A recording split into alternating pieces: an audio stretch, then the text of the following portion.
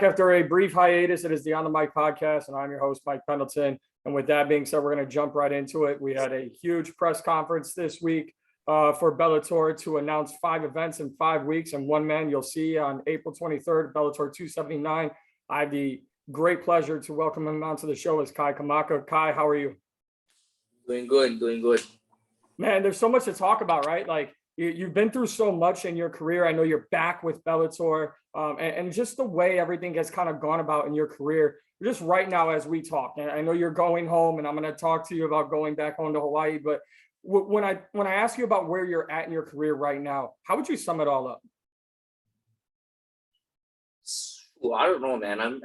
It's crazy. I was a young kid. I was a young kid that this is all I was gonna do, right?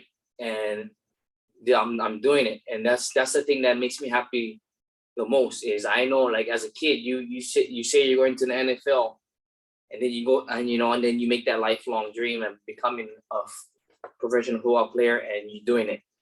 Not many people do it, and I've said this when I was a young kid that this is what I was gonna do. And then with the I don't even know if it's challenges, because and then you go through you experience everything in this career, and you're still young. It just like I don't know, man. I don't know any different, because if I wasn't doing this, I'd still be doing this. You know what I mean? So it's like this is everything I dreamed of. So yeah.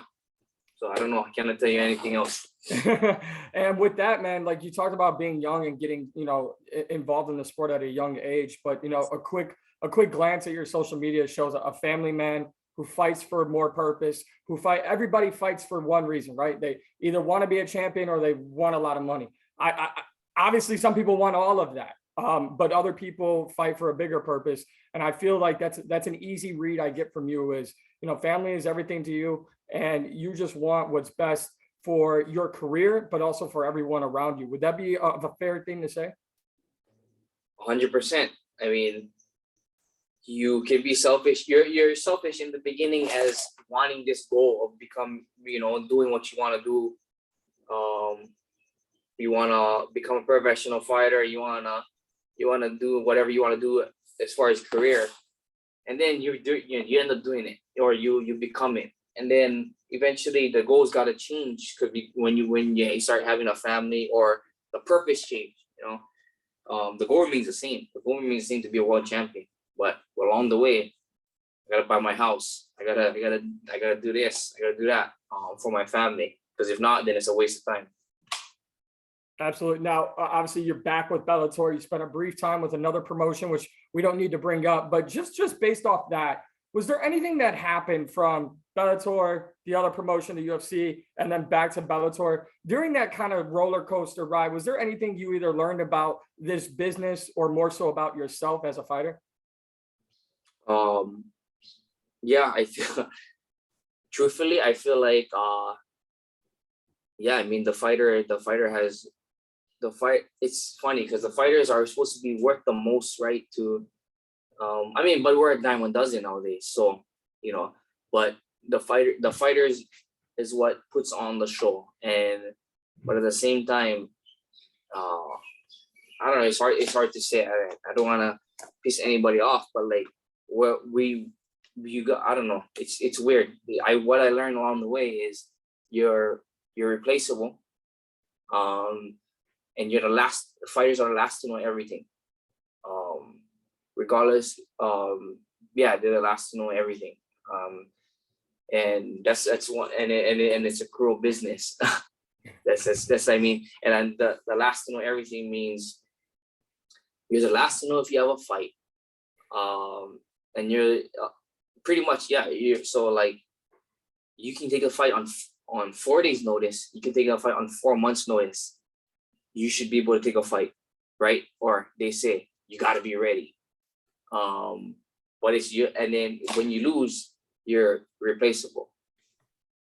But you're the last to know. It has to go through promotion to manager to you, and it's like it's messed up business. Yeah.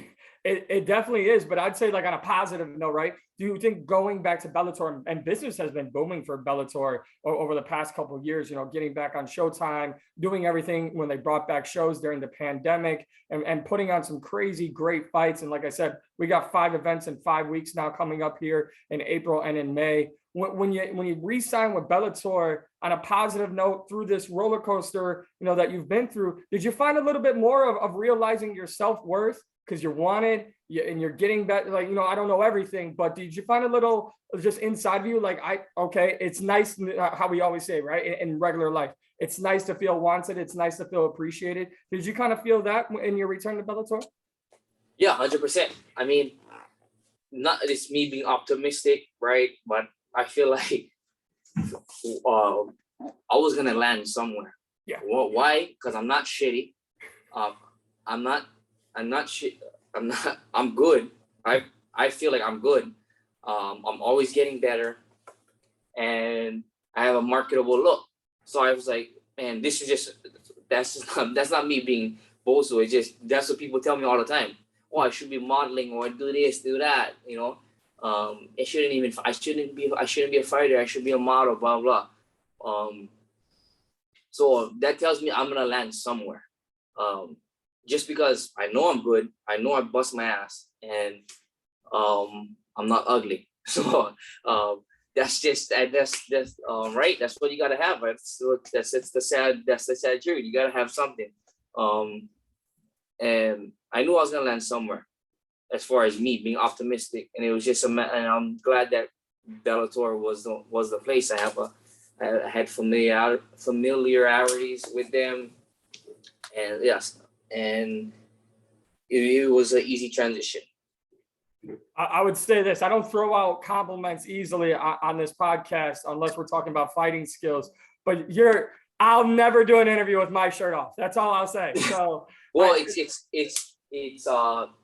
this interviews process started at like 7:30 in the morning here. Oh yeah, well, so, listen. Like I said, I ain't throwing out compliments like that, but listen, whatever, show it off, man. If you got it, throw it. I do. I'm gonna ask something away from the fight game. Then I'm gonna ask you about going back to Hawaii and fighting at home. Because it kind of lines up, right? There is something about that Hawaiian spirit, and being from Hawaii and being a fighter. I gotta ask, because I have a few myself. Can you talk to me about your big sleeve, from your chest down to your arm, and what that? Yeah, I also have a leg sleeve too. Yeah. I know the leg sleeve, but just the background to that. It's in like a newer sense, right? Like the newer culture sense, as far as like kids or young adults. People want to get a Polynesian tattoo because they're from Hawaii. They wanna show off they're from Hawaii, and then I like to show off the whole Polynesian culture. So in this, it's not specifically Hawaiian or whatever. It's a mix of all Polynesian, because I'm from Polynesia. I'm Hawaiian, and I like to but in that, like I feel like I like to show the fighting Hawaiian spirit, and I know I'm a modern day warrior, and that's all that. Yeah, I mean, and so yeah, it's like you want to show where you're from, and then within this, there's different meanings from different Polynesian cultures, or and that's where it comes from. I love it, man. I would just say, obviously, big thanks on my end to Bellator for setting this up. But you're somebody I've always liked. During your previous run with the UFC, someone I always wanted to have on this podcast in Bellator before I was doing this podcast. So to ask those questions, because for me, I'm going to ask you about your opponent, Justin Gonzales at Bellator 279. That's great. That's all fine and dandy. But for me, I wanted to get to learn Kai Kamaka, the person, the man, the family man, all of that, because that's what the fans also want to hear. The ones that actually care, not the casual fans who just want to see blood and guts and war. So I appreciate you opening up on that, because it does mean something to have that fighting spirit, that fighting Hawaii spirit. And you'll have that on display at Bellator 279 against Justin Gonzales. How do you feel fighting at home? Because for fighters, they say 2 different things, right? It brings something special out of them, or it can be nerve-wracking. How do you feel about it? I don't know. I've been fighting so long, competing a long time, like as a kid or whatever. I mean, I don't know. I cannot really say. I mean, I didn't learn how to fight as an adult. That's why.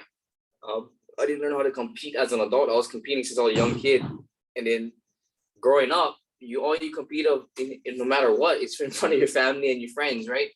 So I don't know. I feel like some of my like high school events were more nerve-wracking than fighting. Just because like your closest people are the ones that are there and you can see them still yet. And so fighting, I mean, it's a little bit, and then it's a little bit different. I mean, you're obviously fighting, but it's just, I don't know. I feel like I've grown into this already. And it's, I mean, it's I don't know. I cannot really say. Like, it's just not normal to me already. Cool, calm, and collected. I love that. What do you make of your opponent, Justin Gonzales? Obviously good. He's 12-1. I just think I'm better. I think I'm coming out, like, I'm making leaps and bounds in my career and my skill set. I'm continuously doing that, and I'm not doing that based off of the opponent. I'm doing that based off of just where I want to go. And doesn't matter though. I mean, for me, it doesn't matter the opponent, because I still gotta make these improvements along the way, regardless, with or without you being my opponent. And I feel like, boom, this guy comes in. Okay, I do me. I use my eyes. I use my eyes. So. And in doing that, with like you said, not trying to base it off of your opponent, moving forward then, because you say, you have places that you want to get to in your career, where do you think this fight, a win over Justin Gonzales, what do you think the message it sends to the division, to Bellator, and to your fighting future in 2022? I think I'm going to be ranked, and I'm going to be ranked in my second fight in the promotion, fourth fight in the promotion. And I'm beating the right guys at the right time. I'm facing the right guys at the right time. So whoever they put in front of me after that, it's all fine with me. Because this is exactly where I wanted to. I want to be. I want to fight the best of the best, and I want to compete. I feel like I'm good. I feel like I'm one of the best in the world coming up. Skill wise and athleticism and everything. So I want to prove that, or that's where I want to be. So I got to act like it. What do you think this does for you for a timeline for this year? Obviously, we don't know how the fight plays out, right? It could be very quick for you. It could be a long battle for you. Obviously, we know the goal, at hand, and how you believe you will come out as the winner. I think a lot of people, agree with you on that sentiment. But where would you like to be in 2022? Would you like 3 more fights this year, 2 more fights, or do you just take it fight by fight and see how this one goes? I mean, yes, you gotta see how this fight goes, obviously. But I would like 2-3 fights. I like to fight. Yeah. And if I'm healthy, why not? If I'm healthy and I'm getting better, why not? I don't train to train. I don't train to exercise. I train to fight. And I'm not trying to, like I said in one of the other interviews, like a salesman is not trying to make only one big sale a year. I mean, and trying to sit on that. I'm trying to make as much sales to set up my future. I'm trying to take as much fights to set up my future within reason. If I think I can win, and if my coaches say I can win, I'm gonna take the fight. And that's why I have to take in fights. Within reason, and I was never out of any fight. So I mean, I like to fight, and I'm always in the gym. So why not? Why not stay busy? I like it. I don't want to keep you for too much longer, but I do want to ask you. Obviously, you have your coaches and your team. I know you do work at Extreme Couture. Working with plenty of the coaches there. What is Extreme? Because I consider Coach Eric Nixick a good friend of mine, but I just ask every single fighter that steps into that gym, what does that gym mean to you? Because it doesn't ever feel like a revolving door. Sure, fighters come and go, and that's just the nature of this sport. But it seems like when you're there, if you're someone that's respected, and if you're someone who puts in the work and earns your coach's respect, well, then you also get your teammates respect. And it's more so now, not just a team, but a family. So what has Extreme Couture meant to you just as a fighter and really for your career? I mean, it's helped a lot. More so than anything, I think Coach Eric has helped. I mean, our connection, is different from any other connection. Our athletic and fight minds are much alike, and the team, it does success does a lot for a team, right? And when success is just breeds more success, whether so I think that's a big thing. You can be a family or what, you can be a team or whatever, but if you ain't winning, it's not gonna make a difference. You know what I mean? You winning solves it all, and people have been winning. So I mean, the culture is a winning culture right now. So.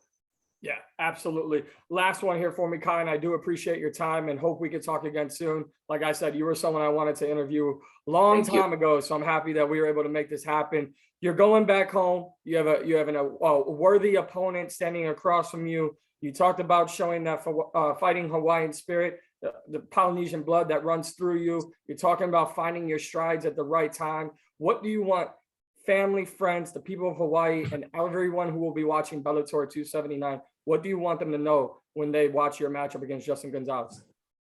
I want them to know that I'm one of the best fighters to ever come out of Hawaii and in the world right now.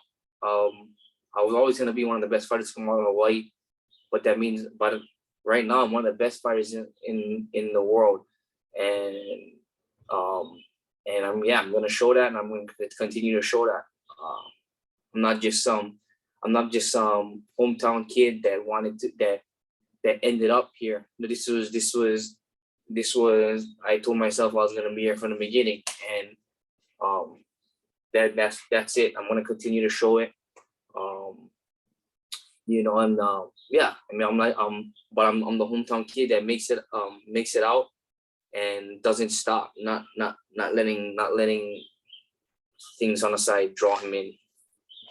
Well, Kai, I'm super excited for this fight. I wish you all the best, and hope we can talk again after your fight. Thank you.